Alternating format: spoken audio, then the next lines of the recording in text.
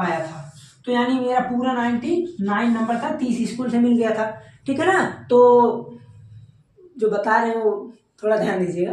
ठीक, तो देखिए यहाँ पर आपको करना क्या है, गद्यांश और पद्यांश में आपको क्या करना है। दोस्तों स्वागत है आप सभी का एक और न्यू वीडियो में। दोस्तों आज के इस वीडियो में हमें वैसे तो इस टाइम जो है कुछ बताने की आवश्यकता नहीं है, क्योंकि हमें यहाँ इतना पता है कि सभी लोगों का तैयारी एकदम जम के हो गया होगा। यहाँ पर केवल हम कुछ चीज़ों को बताने आए हैं कि एक प्रकार से आप किस तरह से जो है समझ रहे हैं पेपर को। आप लोगों को सब कुछ पता है, पेपर एनालिसिस में हमको कुछ ज़्यादा कुछ बताना नहीं है, बस हम थोड़ा सा एक प्रकार से मॉडल बताने और किस प्रकार से इस टाइम थोड़ा जल्दी करने का प्रोसेस यही सब बताएंगे। जैसे देखिए क्लास 10th वालों का जो है, क्लास 10th का ही हम तो इसमें बताएंगे, थंबनेल देखे ही होंगे आप लोग। क्लास 10th वालों का जो है हमको एक चीज़ बताना है। जैसे देखिए क्लास 10th वालों में 30 क्वेश्चन आना है पूरा।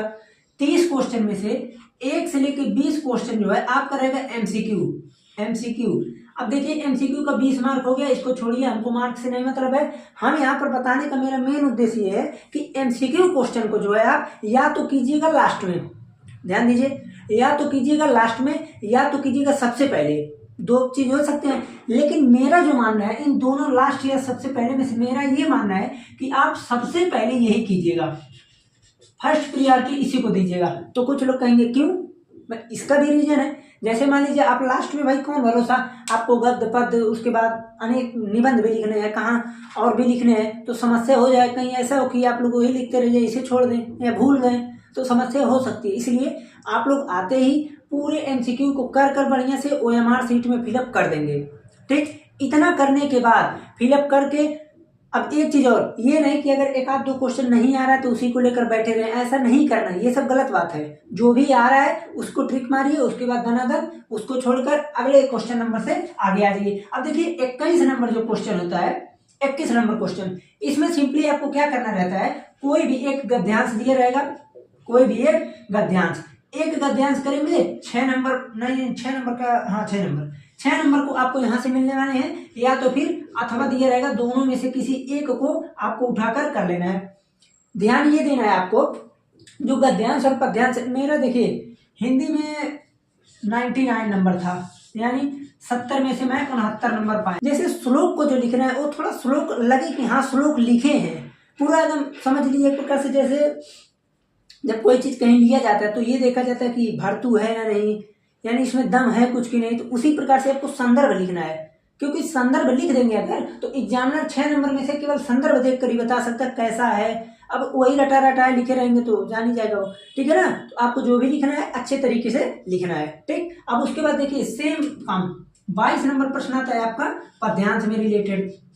ओके, तो पद्यांश में कैसा रहता है, आपको सेम वही, भाई कोई किसी चैप्टर में से 2 पद्यांश उठा कर दे देगा, कहेगा आप लिखिए, तो संदर्भ आपको लिखना है अच्छे तरीके से। उसके बाद संदर्भ के बाद आपको लिखना है इसमें जो प्रश्न वो पूछा रहेगा, रेखांकित अंश का व्याख्या, संदर्भ, यही सब रहता है। बहुत आसान पेपर होता है 10 वालों का, 10 में तो खैर क्या ही बात किया जाए। जो एमसीक्यू होते हैं ये प्रश्नों को थोड़ा सा आपको ध्यान देने पड़ेंगे, क्योंकि जितने भी पहले लिखने वाले प्रश्न थे वो सब अब एमसीक्यू में कन्वर्ट हो गए हैं, तो उन सब चीजों को बढ़िया से पढ़ना पड़ेगा, क्योंकि एमसीक्यू क्वेश्चन थोड़ा सा टफली होते हैं।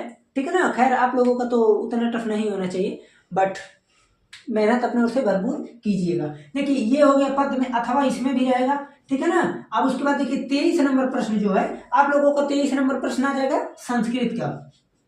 देखिए संस्कृत का जो प्रश्न होता है आपको ये चीज ध्यान देना पड़ेगा। जैसे संस्कृत में क्या होता है, जितने लाइन दिया है उतने लाइन हिंदी होगा, अलग से बढ़ा चढ़ा कर लिखने की आवश्यकता नहीं है। हिंदी में क्या ही लिख देंगे आप संस्कृत में। जैसे मान लीजिए प्रबुद्धो ग्रामीण का अगर आ गया कोई भी, तो अगर उसमें का कोई आया तो आप वही ना लिखेंगे जितना उसमें लिखा है। संस्कृत जो भी लिखा है आप उसी का अनुवाद जब करेंगे तो केवल उतना ही आपको लिखना पड़ेगा, ठीक है ना। ये हो गया। अब उसके बाद जो है आपको देखिए 24 नंबर प्रश्न जो है, 24 नंबर प्रश्न आपको आ जाता है एक श्लोक। अब देखिए एक चीज ध्यान दीजिए, एक श्लोक के कहने का मेरा मतलब जानते हैं क्या है, कि संस्कृत आया वो तो ठीक है, आप संस्कृत कहीं से उठा कर दे देगा। इसमें जो होता है 2 श्लोक दे देता है, 2 श्लोक में से किसी एक श्लोक को लिखना रहेगा। इसमें भी भरपूर नंबर मिलते हैं, ठीक है ना, 5 नंबर का है। ठीक, तो इस प्रकार से आप यहाँ से कर सकते हैं। संस्कृत भी उतने का ही होता है 5 का, ठीक है ना। देखिए इसमें जब मैं गया था पेपर देने तो आया था एक जिसके उत्तर में हिमालय है, जिसके दक्षिण में समुद्र है, उसके बीच में भारतवर्ष है, हम सब वहाँ के नागरिक हैं। अब आप लोग समझ गए होंगे कि वो कौन सा श्लोक है। बहुत ही आसान पेपर आया था, ठीक है ना।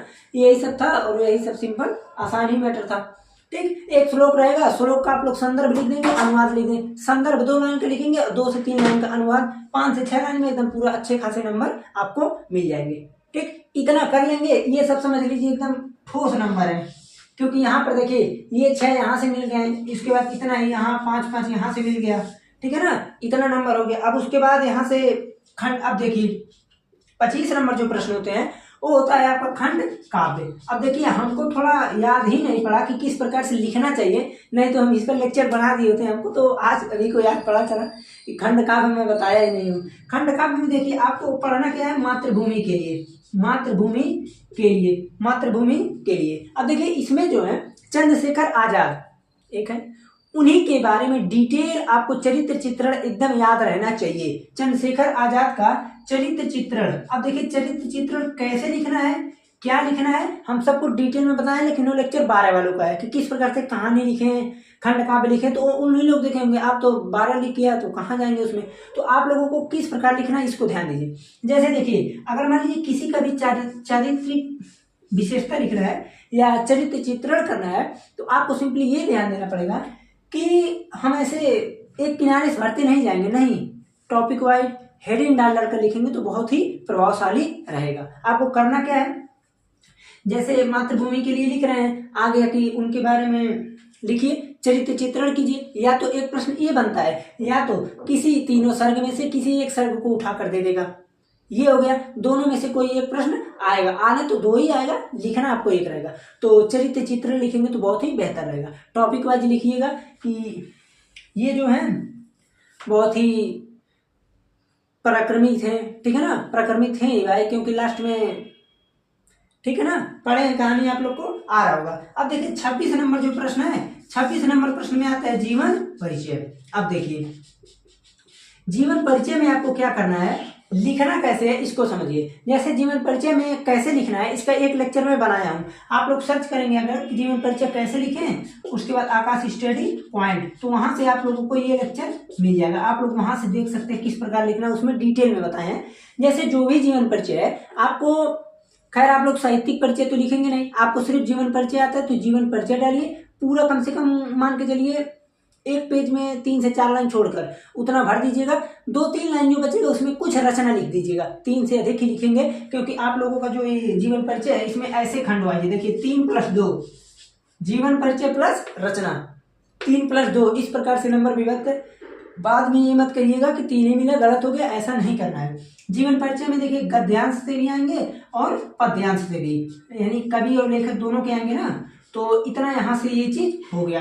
अब देखिए 27 नंबर जो प्रश्न आता है, ये तो श्लोक होना चाहिए, बिल्कुल सही श्लोक है, ये तो समझ लीजिए हराम का नंबर मिलता है। ये कोई भी 2 श्लोक रट लीजिएगा। अब आप कहेंगे 2 क्यों, आना तो एक ही है, हो सकता है कि वही श्लोक यहाँ पर आ जाए, तब क्या करेंगे, तब आप कहेंगे वही छाप देंगे, तो छाप देंगे नंबर भी नहीं मिलेगा। सिंपली ये रहता है कि कोई एक कंठस्थ श्लोक लिखना रहता है जो प्रश्न पत्र में ना आया हो, नहीं तो आप वही उठाकर लिख देंगे। जानना समझते हैं ना सब। अब देखिए 27 हो गया, 28 नंबर प्रश्न पे चलते हैं। तो 28 नंबर प्रश्न आपका निबंध होगा ना, पत्र है। 28 नंबर प्रश्न आपका पत्र है। पत्र में आपको क्या लिखना है, बहुत ही आसान पत्र आएगा, किसी को लेकर, जैसे स्वच्छता अभियान के लिए या कहीं नाली नाला खराब हो उसके लिए अपने क्षेत्र के अधिकारी को देना रहता है पत्र। इस प्रकार के पत्र सिंपल पत्र रहेंगे कि आप लोग लिख सके। ओके, अब देखिए 29 नंबर जो प्रश्न है वो प्रश्न है आप लोगों का संस्कृत में। जैसे अब आप कहेंगे ये क्या है, संस्कृत के जो आंसर है, जैसे वीर केन पूजते, वीर वीरेण पूजते, ये तो ना जाने एग्जामिनर को क्या है इसमें फायदा है, हर साल हर पेपर में दे दिया जाता है। सिंपल यही चैप्टर का नाम ही है, वही उठा कर दे देता है प्रश्न, ठीक है। और सुभाष चंद्र बोस वाले जो वहां से उनका है, ठीक, उनके बारे में भी आएगा। और प्रबुद्ध ग्रामीण वहां से भी प्रश्न बन सकते हैं, जहां से बनेंगे बहुत ही आसान प्रश्न रहेंगे, 4 दिए रहेंगे, 2 करने रहेंगे, 2 नंबर आपको वहां से मिल जाएंगे। ओके, जो लास्ट प्रश्न है 30 नंबर, वो प्रश्न रहता है आपका निबंध। देखिए निबंध जो है, जैसे इस समय जो सबसे ज्यादा प्रकोप में है वही चीज निबंध में आता है। जैसे मान लीजिए इस समय पर्यावरण पे है तो पर्यावरण पे दे सकता है, जनसंख्या पर दे सकता है, बेरोजगारी पर दे सकता है, और बढ़ते औद्योगिकरण का दे सकता है, उसके बाद कंप्यूटर का दे सकता है, ठीक है ना। ये सब बहुत ही आम बात है, तो इस पे आप लोग लिख सकते हैं। विद्यार्थी जीवन में खेल का महत्व, विद्यार्थी जीवन में अनुशासन का महत्व, ये सब बहुत ही आसान टॉपिक है। इस पे आप लोग के अगर किसी पर भी आ जाए तो आराम से लिख सकते हैं। निबंध कैसे लिखना है, एकदम बहुत ही आसान तरीके से मैंने इसका भी लेक्चर बनाया है, तो आप यहाँ से इसको भी देख सकते हैं कैसे लिखना है, इसका लेक्चर बना हुआ है। सिंपल आपको क्या करना रहेगा, जैसे मान लीजिए सभी लोग तो देखने नहीं जाएंगे, कोई बात नहीं, जैसे रूपरेखा आप बना लेंगे तो बेहतर रहेगा। रूपरेखा बनाने के बाद अब रूपरेखा क्या होता है, यानी जितने टॉपिक आप लिखे हैं निबंध में, उन्हीं प्रत्येक टॉपिक को रूपरेखा में अंतर्गत आप लिख देंगे। उसके बाद आप जो भी चीज लिखना है लिखिए।